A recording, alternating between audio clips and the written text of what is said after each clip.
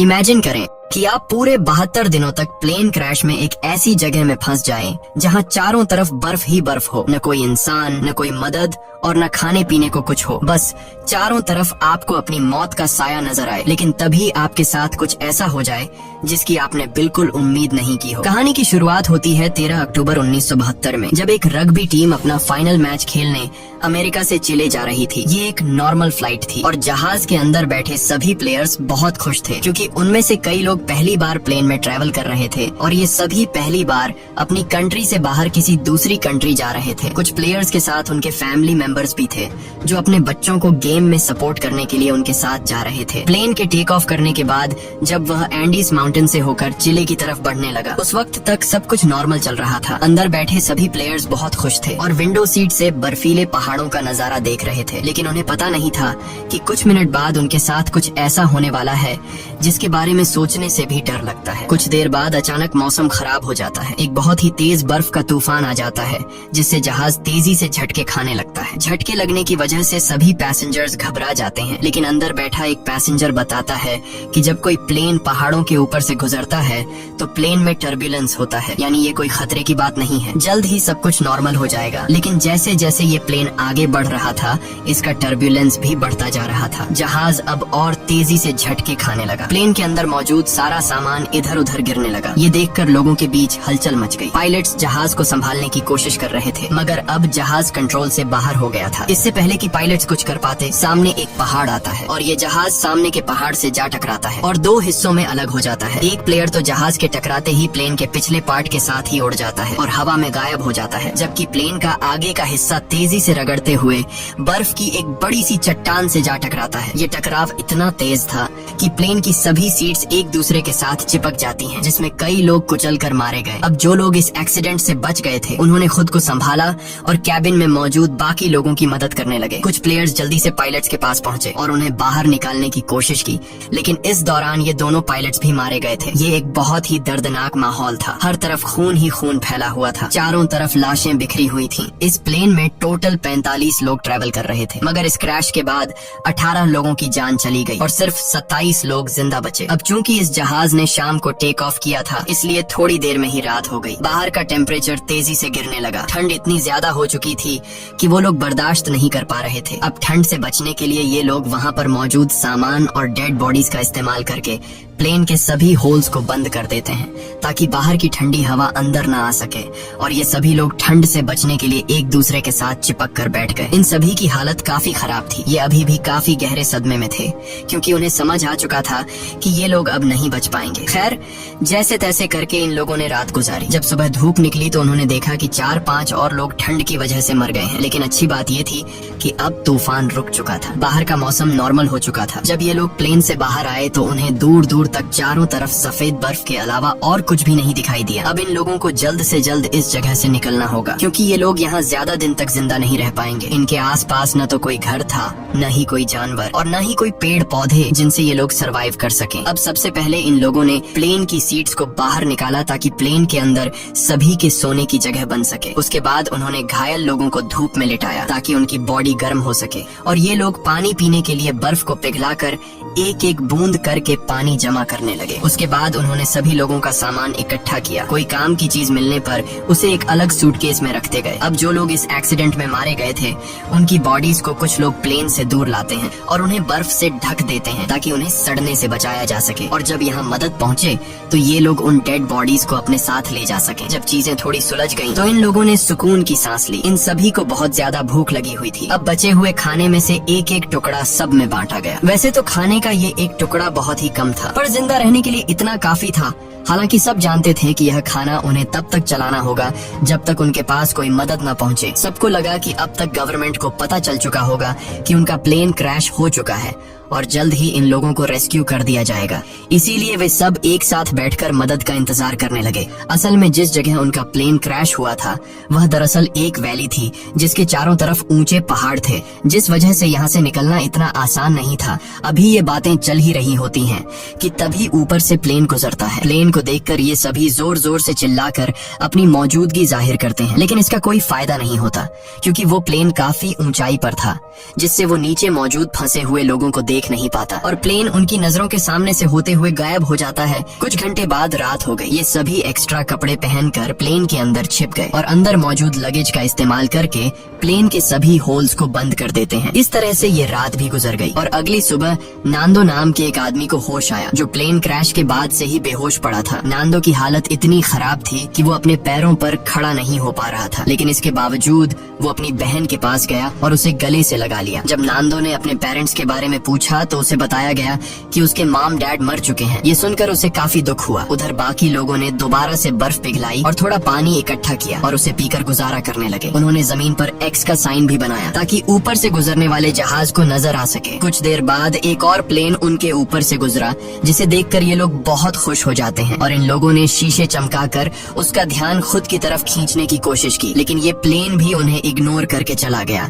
ये लोग खुश थे क्योंकि उन्हें लग रहा था कि शायद उस प्लेन ने हमें देख लिया है और अब बहुत जल्द उनके पास मदद पहुंच जाएगी। लेकिन इस तरह से एक रात और गुजर गई पर कोई उन्हें बचाने नहीं आया। अब उन्हें समझ आ जाता है कि यहाँ हमें कोई भी बचाने नहीं आएगा, इसलिए ये लोग सोचते हैं कि हम सब इस बंद इलाके में अपनी जान कैसे बचा सकते हैं। तभी उन्हें ख्याल आया कि प्लेन के पिछले हिस्से में कुछ बैटरीज पड़ी थीं और अगर हम इन बैटरीज को यहाँ ले आए तो बैटरी की मदद से हम प्लेन के रेडियो को चला सकते हैं और बाहर की दुनिया से कांटेक्ट कर पाएंगे। अब सभी को ये आइडिया पसंद तो आया, लेकिन इस काम को अंजाम देना इतना आसान नहीं था जैसा वो सोच रहे थे, क्योंकि जहाज का पिछला हिस्सा जो क्रैश के दौरान टूटकर अलग हो गया था, पता नहीं वो हिस्सा अब कहाँ होगा। खैर, उन्होंने प्लेन के पिछले हिस्से को ढूंढने का फैसला किया। इसके बाद उन्होंने लेदर और कांच का इस्तेमाल करके कुछ गॉगल्स बनाए ताकि ये गॉगल्स तेज बर्फीले तूफान में उनकी आंखों का प्रोटेक्शन कर सके। और ग्रुप के 4 लोग उन बैटरीज को लाने चले गए, लेकिन थोड़ी दूर जाने के बाद जब उन्होंने पीछे मुड़कर देखा तो उन्हें उनका जहाज कहीं भी दिखाई नहीं दिया और अब उन्हें एहसास हुआ कि इतने सारे बर्फ के बीच किसी को भी उनका प्लेन नहीं दिखेगा और शायद इसीलिए अभी तक कोई उन्हें बचाने नहीं आया। अब ये लोग आगे बढ़ने की कोशिश करते हैं कि तभी वहाँ मौजूद बर्फ खिसकने लगी। ये देखकर ये लोग डर जाते हैं और वापस अपने जहाज की तरफ आ जाते हैं। इस तरह से इन लोगों को यहाँ फंसे हुए 6 दिन गुजर जाते हैं और 1 हफ्ते बाद प्लेन में मौजूद सारा खाना खत्म हो गया। अब ये इलाका बर्फ से ढका हुआ था और आसपास न तो कोई जानवर था और न ही कोई पेड़ पौधे, इसीलिए अब उन्हें अपना पेट भरने के लिए कुछ न कुछ तो करना होगा। खाने के लिए कुछ भी न मिलने पर वो लोग पत्थरों पर जमी हुई मॉस खाने लगे, जिसका टेस्ट बहुत ही गंदा था, पर मजबूरी में उन्हें खाना पड़ा। यहाँ नांदो ने कहा कि अगर उसे मरे हुए लोगों की बॉडीज भी खानी पड़े तो वो खुद को जिंदा रखने के लिए ये भी करेगा। ये सुनकर सभी लोग सोच में पड़ गए। जल्द ही इन सभी के बीच बहस होने लगी कि उन्हें मरे हुए लोगों को खा लेना चाहिए या फिर भूख से मर जाना चाहिए। कुछ लोगों का कहना था कि ऐसा करना ठीक नहीं, ऐसा करने पर हमें ऊपर वाला माफ नहीं करेगा। जिसके बाद उन्होंने अपने पेट पर पत्थर रखकर गुजारा किया। ऐसे ही वक्त गुजरता गया और वक्त के साथ साथ उनकी भूख भी बढ़ती गई। हाल ये था कि ये सभी अपने जूतों की लेस और सिगरेट तक खाने पर मजबूर हो गए, लेकिन कई दिनों से भूखे रहने के बाद उन चीजों से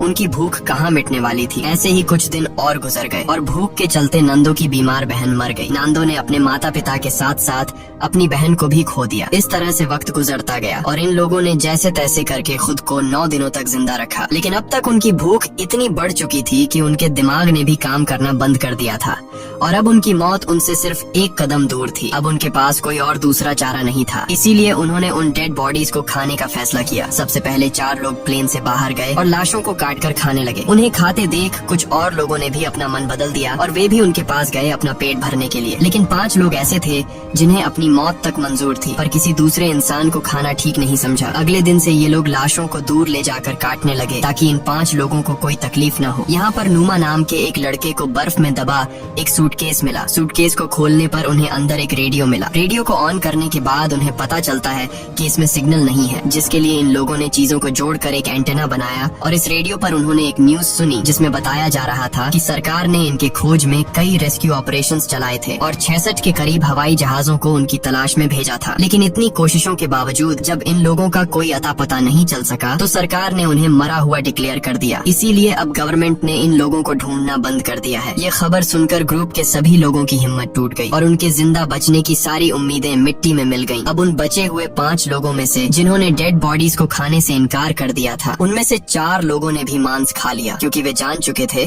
कि यहाँ उनकी कोई मदद करने नहीं आएगा और अब उन्हें खुद कुछ करना होगा यहाँ से निकलने के लिए। यहाँ ग्रुप के 3 लोगों ने दोबारा से जहाज के पिछले हिस्से को ढूंढकर उसमें लगी बैटरी बैटरीज को लाने का फैसला किया ताकि वे उसका इस्तेमाल करके बाहरी दुनिया से कांटेक्ट बना सकें और उन्हें बता सके कि हम अभी भी जिंदा हैं। इसके बाद 3 लोग प्लेन के पिछले हिस्से को ढूंढने निकल पड़े और कई घंटों तक चलने के बाद उन्हें प्लेन के कुछ टुकड़े मिले जिन्हें ये लोग उठा लेते हैं और साथ ही उस खिलाड़ी की लाश भी मिली जो क्रैश के वक्त उनसे बिछड़ गया था। उन्होंने उसकी लाश को दफना दिया और अपना सफर जारी रखा क्योंकि अब उन्हें भी अंदाजा हो चुका था कि प्लेन का पिछला हिस्सा यहाँ आसपास ही होगा। घंटों की चढ़ाई के बाद ये सभी काफी थक चुके थे और इन बर्फीली हवाओं के चलते उनका सांस लेना भी मुश्किल हो रहा था। जल्द ही रात हो गई और इन लोगों ने एक चट्टान की आड़ में छिपकर रात गुजारने का फैसला किया। अगली सुबह जब उनकी आंख खुली तो ये सभी बर्फ से ढके हुए थे और इन तीनों की हालत काफी खराब थी। ठंड इतनी ज्यादा थी कि उनमें से एक की तो आंखें तक जम चुकी थीं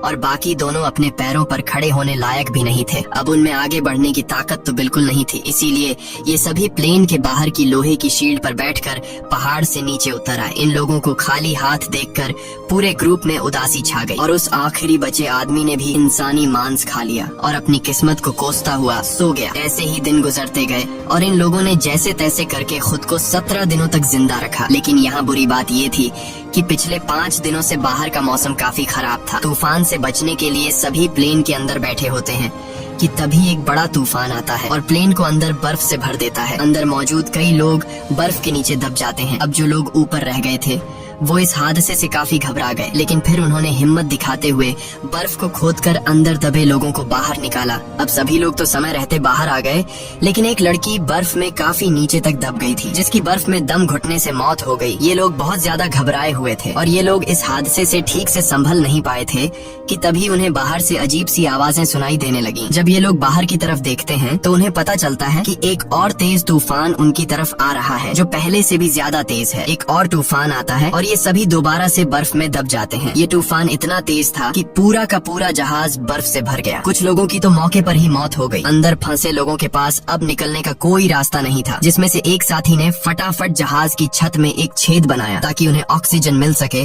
और दम घुटने से बच सके। ये लोग हाथ जोड़कर सिर्फ यही विश कर रहे थे कि अब उनके ऊपर और बर्फ न गिरे, वरना ये सभी हमेशा के लिए यहीं दब कर रह जाएंगे। कुछ घंटों बाद उन्होंने खुद को संभाला और कुल 8 डेड बॉडीज को इकट्ठा करके उन्हें कोने में रख दिया। अब इस तरह से उन्हें यहाँ फंसे हुए 18 दिन गुजर चुके थे और उनका भूख से बुरा हाल हो गया था। अब जिंदा रहने का सिर्फ एक ही रास्ता था कि वे अंदर मौजूद डेड बॉडीज का मांस खा लें। लेकिन ऐसा करना इन सभी के लिए बहुत मुश्किल था क्योंकि ये सभी डेड बॉडीज उनके अपने लोगों की थी। अब ये सब देखकर नुमा नाम के उस लड़के ने खुद पर से कंट्रोल खो दिया। वो गुस्से में आया और प्लेन की खिड़की तोड़ने लगा। इस दौरान कांच का एक टुकड़ा उसके पैर में घुस गया, लेकिन इसके बाद भी वो रुका नहीं और बर्फ में छेद करता गया। पूरे 2 दिनों की मेहनत के बाद ये सब ऊपर की तरफ छेद करने में कामयाब हुए, जिसके बाद वे सभी बाहर निकल आए। बाहर आकर ये सभी इतने खुश थे जैसे ये सभी मौत की कैद से आजाद हो गए हों। उन्होंने जिंदा बचने की खुशी मनाई और फिर बर्फ खोदकर प्लेन को बाहर निकालने लगे। इस दौरान नुमा नोटिस करता है कि उसके पैर में जो चोट लगी थी उसमें अब कोई दर्द नहीं है क्योंकि बर्फ ने उसके जख्म को सुन्न कर दिया था। हालांकि वो इस पर ज्यादा ध्यान नहीं देता और बर्फ खोदना जारी रखता है। अब आसमान में सूरज निकला हुआ था,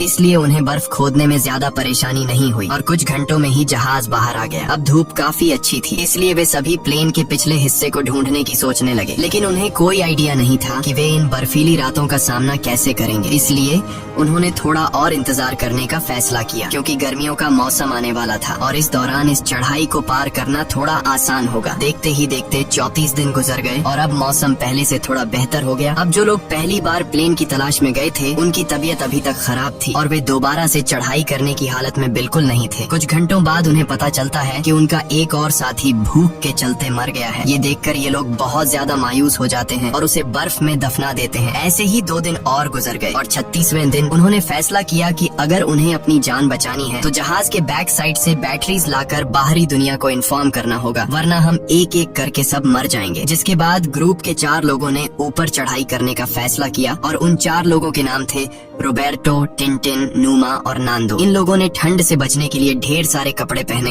और प्लेन की तलाश में निकल पड़े, लेकिन कई घंटों तक चलने के बाद भी उन्हें उनका प्लेन कहीं दिखाई नहीं दिया। तभी नूमा की तबीयत बिगड़ने लगी और वो चक्कर खाकर गिर जाता है। यहाँ बाकी लोगों ने देखा कि उसके पैर की चोट में इन्फेक्शन फैल चुका है, इसीलिए वे सब तय करते हैं कि वापस नूमा को नीचे ले जाएंगे। लेकिन नूमा ने ऐसा करने से मना कर दिया। उसने अकेले ही नीचे जाने का फैसला किया और बाकी लोगों से आगे बढ़ने को कहा। अब नूमा प्लेन के पास तो लौट आया, लेकिन उसकी हालत इतनी खराब थी कि वहाँ पहुँचते ही वो बेहोश हो गया। थोड़ी देर बाद जब उसे होश आया तो उसने देखा कि उसके साथी प्लेन से बर्फ हटाने की कोशिश कर रहे थे। वो भी उनकी मदद करना चाहता था, लेकिन कमजोरी के मारे वो हिल तक नहीं पा रहा था। दूसरी तरफ वे तीन साथी कई घंटों का सफर तय करने के बाद उस जगह पहुंच जाते हैं जहां प्लेन का पिछला हिस्सा था, जो चट्टान से टकराने के बाद टूट गया था। इसे देखकर ये तीनों बहुत खुश हो जाते हैं और प्लेन के पिछले हिस्से के पास जाते हैं। जब ये तीनों जहाज की जांच करने लगे तो उन्हें बैटरीज के अलावा और भी बहुत कुछ मिला, जैसे कि ढेर सारे कपड़े, रम की बॉटल्स और कई सारे सिगरेट के पैकेट्स। ये लोग सामान लेकर वापस अपने प्लेन के पास आते हैं,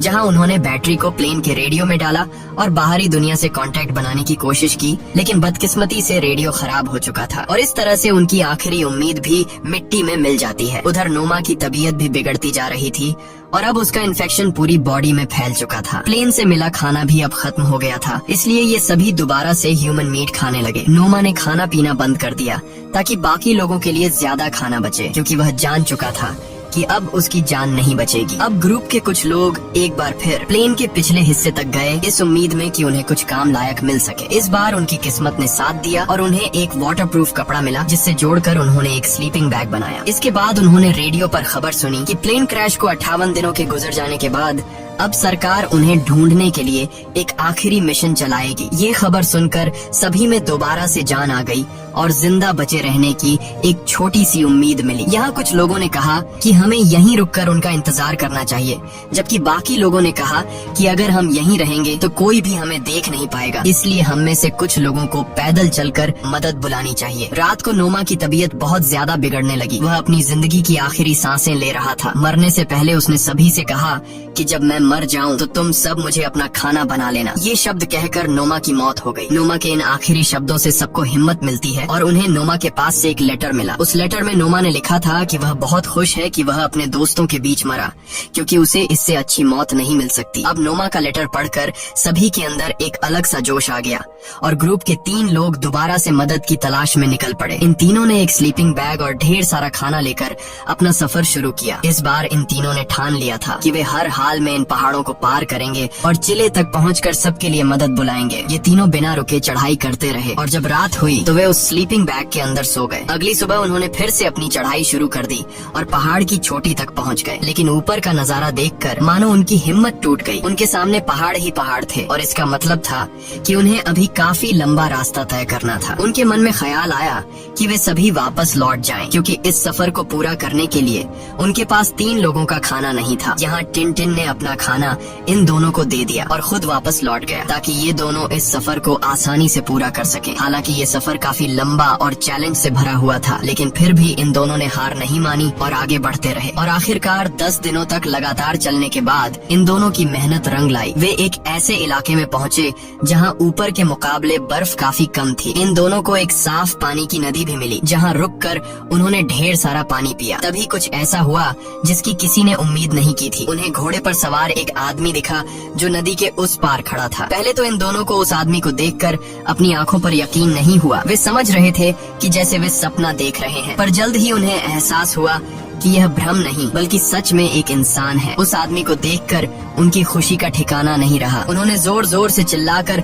उस आदमी से मदद मांगी, लेकिन वह आदमी उनकी बात नहीं समझ पाया, क्योंकि वह उनसे काफी दूर था और बहते पानी के शोर में कुछ सुन नहीं पा रहा था। इसलिए उसने एक पेपर और पेंसिल नदी के उस पार फेंकी ताकि ये दोनों लिखकर कुछ बता सके। और इन दोनों ने उस कागज पर अपनी सारी कहानी लिख दी। कागज पर लिखी सारी कहानी पढ़ने के बाद ये आदमी उस कागज को लेकर सरकारी ऑफिसर के पास पहुँचा, जहाँ ऑफिसर को भी पता चला कि 2 महीने पहले जिस प्लेन क्रैश में हम लोगों को को मरा हुआ समझ रहे थे उनमें से कुछ लोग अभी भी जिंदा हैं और खबर मिलते ही सरकार ने इन सभी लोगों को बचाने का मिशन चालू कर दिया। ये आदमी रोबर्टो और नांदो को अपने घर ले आया जहां उन्होंने पेट भरकर खाना खाया। अब ये खबर पूरे शहर में आग की तरह फैल गई और बहुत जल्द वहाँ रिपोर्टर्स का मेला लग गया और बर्फीले पहाड़ों के बीच फंसे लोगों ने भी ये खबर रेडियो पर सुन ली, जिससे सभी खुशी के मारे उछलने लगे। इसके बाद उन्होंने अपने हाथ मुंह धोए और अपना अपना सामान पैक कर लिया। जल्द ही रेस्क्यू टीम रोबर्टो और नांदो को लेकर उस लोकेशन पर पहुंची और प्लेन क्रैश के 72 दिनों बाद आखिरकार उन लोगों को बचा लिया गया। इसके बाद इन सभी लोगों को शहर लाया गया जहां ये लोग अपने परिवार वालों से मिले और शहर के सभी लोगों ने इनका हीरोज की तरह स्वागत किया। अब इन सभी लोगों को हॉस्पिटल में एडमिट किया गया। यहाँ इन सभी ने एक दूसरे को नहलाने में मदद की और फिर इन लोगों को अलग अलग बिस्तर दिए गए। लेकिन उस रात भी ये सभी एक दूसरे के साथ सोए क्योंकि इस हादसे के बाद ये सभी काफी गहरे सदमे में थे। कहानी के एंड में हमने जाना कि इस प्लेन में कुल 45 लोग ट्रैवल कर रहे थे, जिनमें से सिर्फ 16 लोगों की जान बच पाई। इसी के साथ सच्ची कहानी पर बनाई गई ये फिल्म खत्म हो जाती है। अगर आपको स्टोरी अच्छी लगी हो तो हमारे चैनल को सब्सक्राइब और वीडियो को लाइक जरूर कीजिएगा।